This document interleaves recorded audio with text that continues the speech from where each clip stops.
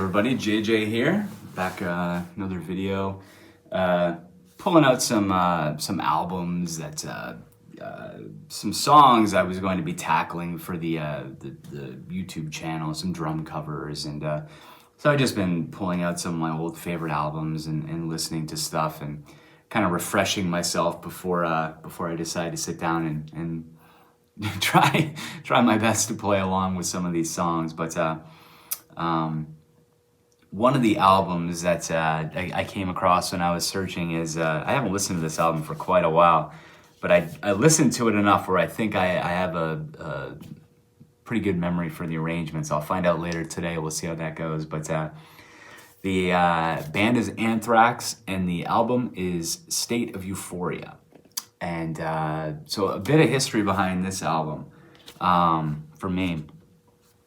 That album was my first introduction to Anthrax, and I was a huge Metallica fan, still am. Metallica's pretty much always been my favorite band, and so we had the association between Metallica and Metallica, Megadeth, Slayer, Anthrax. You have your big four of thrash metal, and so I was through reading some things about Metallica. This would have been maybe 1990, somewhere around there. Aware of Metallica, who their colleagues and things like that are, and so I think it was a friend of my older brother had a tape of State of Euphoria, and I asked if I could borrow it to make a copy of it, and I listened to my bootlegs, probably still have it somewhere, but I made a bootleg of it to listen to, and needless to say, I was like overwhelmed by what I heard. I'll do another video about Charlie Benante, the drummer from Anthrax, because in my opinion, he's probably one of one of the most underrated heavy metal drummers. But just in general, like his what he brought to kind of heavy metal drumming, and it's like he was a very, very innovative drummer and extremely groundbreaking in a lot of ways. And because of Anthrax's hierarchy on that list, I think Charlie kind of gets forgotten a little bit for like his ability. He's so fast, and just like he was.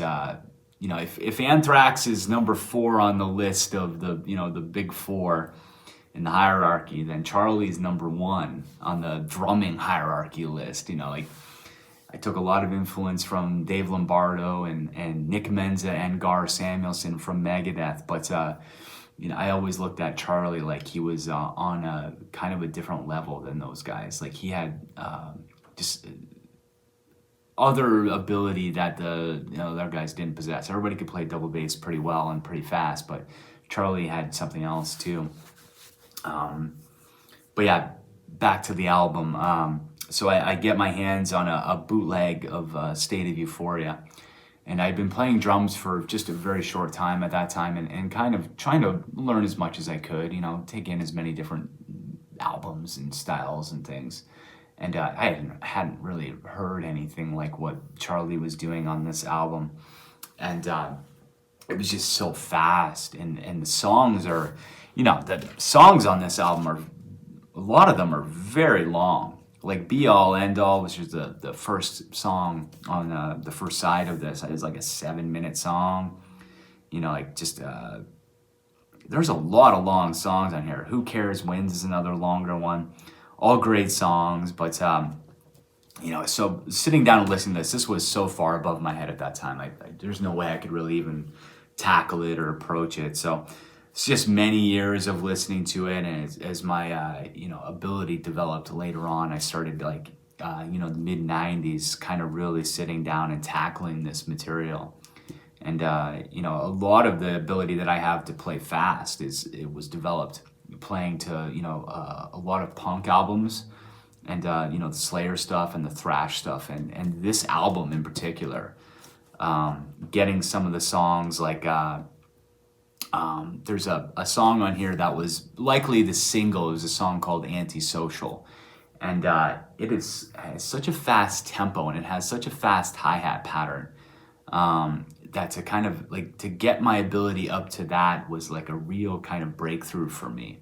And as soon as I could play that song kind of correctly and get all the notes in there and stuff, that was like the rest of the album didn't come easily, but it was kind of like it opened the gates to being able to kind of approach some of the other songs.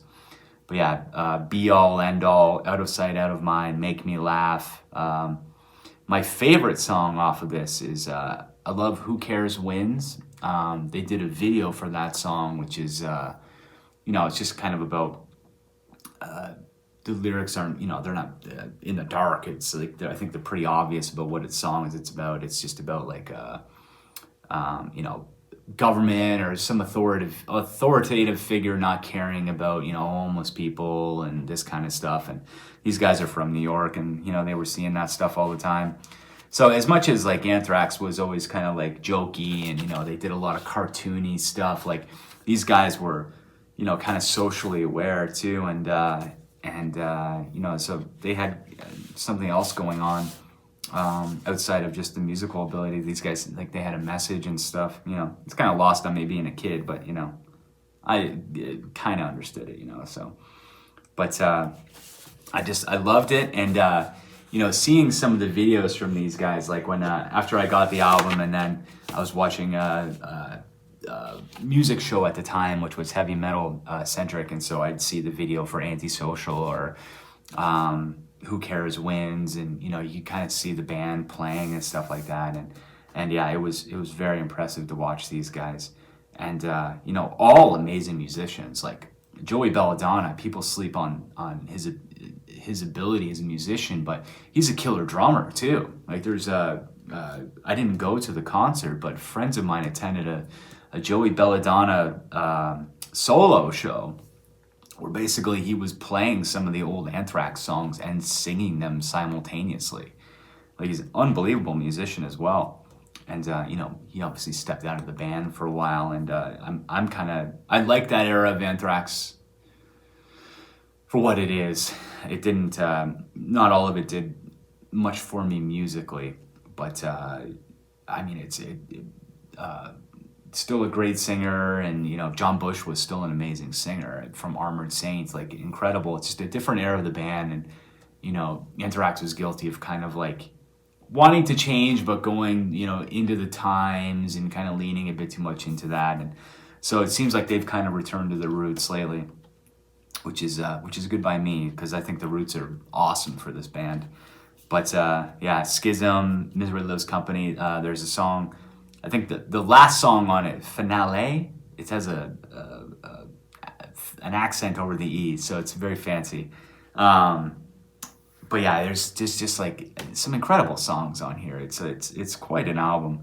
But as far as like just the drumming influence goes, like to hear this when I was about 9 years old was just, you